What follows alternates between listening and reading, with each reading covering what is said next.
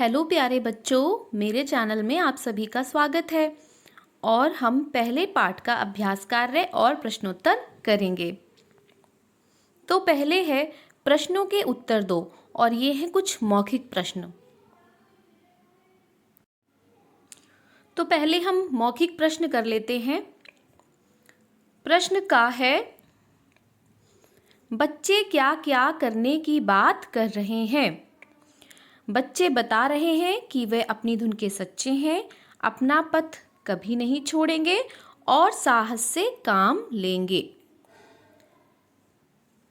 दूसरा प्रश्न है, यानी कि प्रश्न खा है, बच्चे कौन कौन सा काम कभी नहीं करेंगे। यहाँ पे प्रश्न सूचक चिन्ह होगा।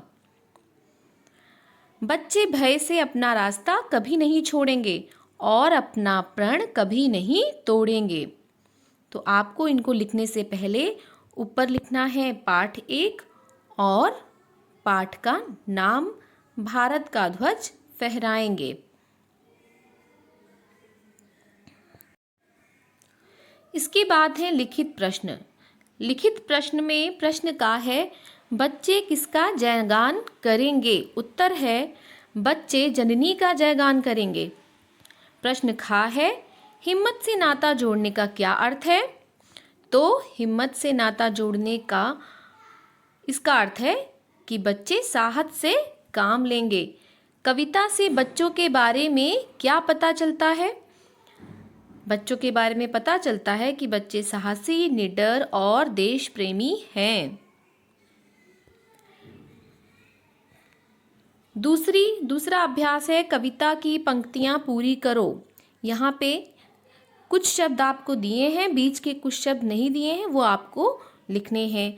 हम नन्हे नन्हे बच्चे हैं, नादान उम्र के कच्चे हैं, पर अपनी धुन के सच्चे हैं।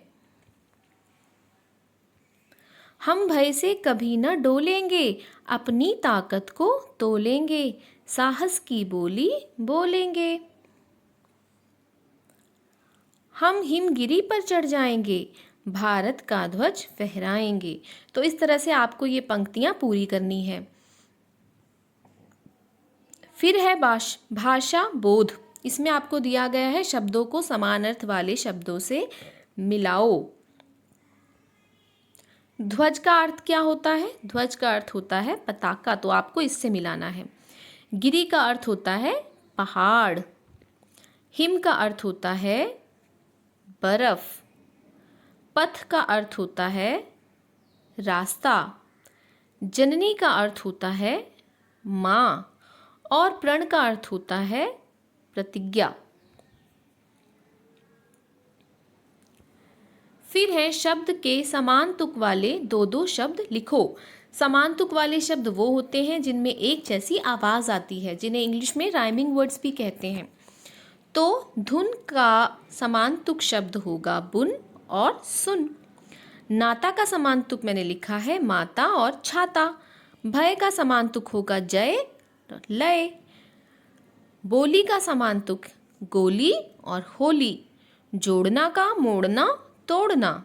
इनके पीछे वाले अक्षर ज़्यादातर समान होते हैं और उनमें मात्राएं भी एक जैसी लगती हैं। फिर है समझो और लिखो। ये वर्ण विच्छेद है। यहाँ पे आपको वर्णों को अलग अलग करके लिखना है। जैसे नादान में ना अलग, दा अलग और न अलग। इसी तरह से नाता में ना अलग, ता अलग। भारत में भा अलग, र अलग और ता अलग। जाएंगे में जा अलग, ए अलग, के अलग। साहस में सा अलग, हा अलग, सा अलग। अपना में आ अलग, प अलग, ना अलग। इस तरह से आपको इसे करना है। आगे है सोचो और लिखो। तो इसमें आपसे कहा गया है कि हमें अपने राष्ट्रीय ध्वज के सम्मान के लिए क्या करना चाहिए। तो हम लिख लेंगे, कागज से बने झंडों को इधर उधर नहीं फेंकना चाहिए।